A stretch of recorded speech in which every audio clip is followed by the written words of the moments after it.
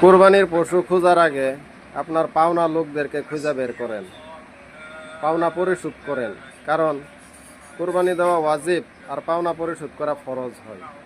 আজকে আপনি দোকান বাকি মারছেন, কোনো মানুষের সবজি দোকানের পয়সা মারছেন, গালামাল দোকানের পয়সা মারছেন, এইভাবেই ব্রয়লারের দোকানের পয়সা মারছেন, এইভাবেই কষার দোকানের মাংসর পয়সা মারছেন, এভাবে কোনো মানুষের থেকে কর্জা নিচ্ছেন, আপনি পয়সা তাকে ফেরত দেন নাই। এই যে এইগুলা পাওনাদার যে আপনার আছে, আপনি কোটি টাকা দা কোরবানি দিলেও আপনার কোনো কোরবানি কবল হইবে না।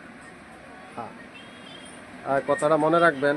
আর হাদিস শরীফের মাঝে আছে, 1 টাকা যদি আপনি কোনো ব্যক্তির ঋণ পরিশোধ করতে পারছেন না, 1 টাকা যদি কোনো ব্যক্তির ধার হয়ে আপনি মারা গেছেন, আর কিয়ামতের দিন বলা হয়েছে এটার বিনিময় করা হইব আপনার 1 টাকা। আপনি যে ব্যক্তির 1 টাকা মারছেন, আপনার জীবনের 60 ওয়াক্ত ফরজ নামাজ যেটা আল্লাহর দরবারে কবুল হয়েছে, সেটা দা বিনিময় করা হইব 1 টাকার সাথে। এই জন্য কথাটা স্মরণ রাখা দরকার। আজকে পুরো পৃথিবীর মাঝে নামাজির অভাব নাই, হাজির সাহেবের অভাব নাই, এইভাবে টুপি দাড়িওয়ালার অভাব নাই, কিন্তু লেনদেনের ক্ষেত্রত কোটির মাঝে একটা মানুষ পাওয়া যে তার লেনদেন নবীওয়ালা আখলাকের সহিত হয়, তার মোয়ামেলাত মহাসারাত আখলাকিয়ত, এই যে জিনিসগুলো আমি বলছি এটি ঠিক আছে, কোটির মাঝে একজন পাওয়া অসম্ভব হয়ে গেছে।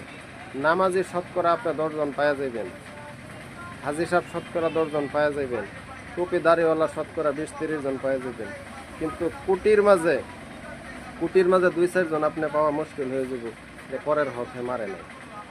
এই জন্য মানুষের হকটা বহুত বড় হয়। আপনার 1 টাকা আপনি আজকে মাইরা খাইছেন দোকান বাকি, কিয়ামতের দিন 60 ওয়াক্ত ফরজ নামাজ যেটা আল্লাহর দরবারে কবুল হয়েছে, সেটাতে আপনি মাপ নিতে হইব।